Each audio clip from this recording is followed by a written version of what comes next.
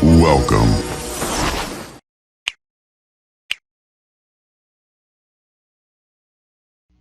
Welcome guys sa Pinoy Channel. Unboxing tayo at fixing ng ating Globe Atom prepaid Wi-Fi. Ang ating Globe red light o no signal. Madali lang yan. Ilagay lang natin sa mataas na lugar sa bubong ng ating bahay.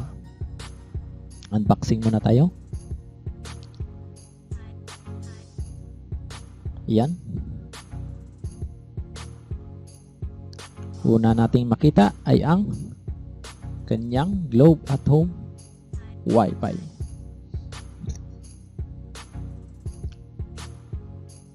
Sunod itong Ethernet cable, charger.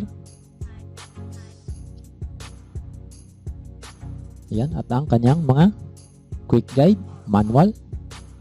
Okay, ang gagawin natin guys, check natin. Saksak lang natin sa likod.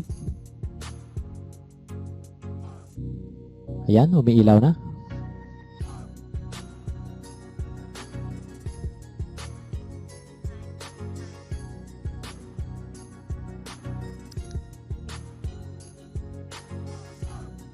Ayan guys, nakapula pa rin yung ating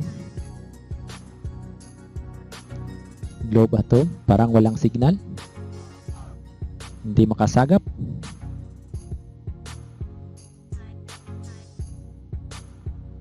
Wala talaga guys. So ang gagawin natin,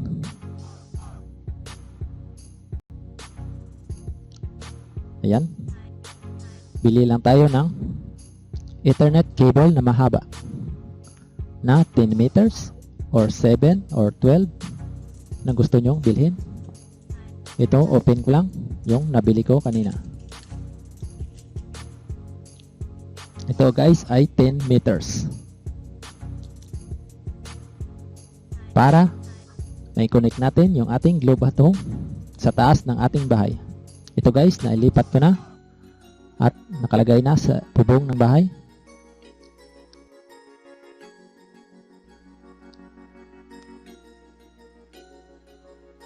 Mayroon ng signal ang ating Globe Atom at naka full bar pa.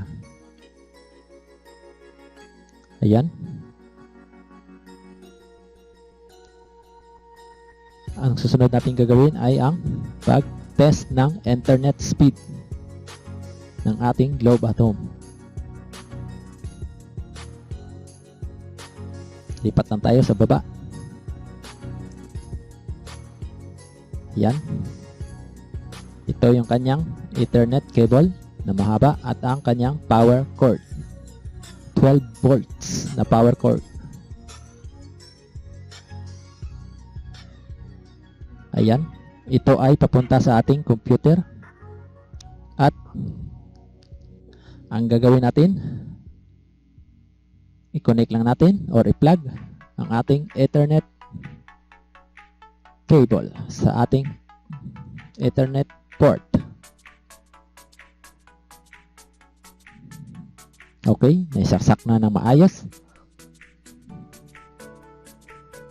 Ang gagawin natin ay pag-test ng internet speed. Ilipat ko lang yung ating camera sa window screen recorder. Okay guys, wait lang.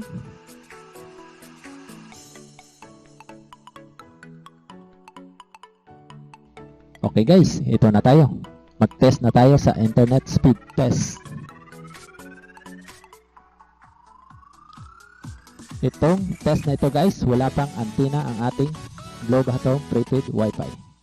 Umaabot siya ng download speed ng 21, 19, 24, 25, 28, 31, 33. Ayan guys, 33.79 download speed. At saka yung upload ay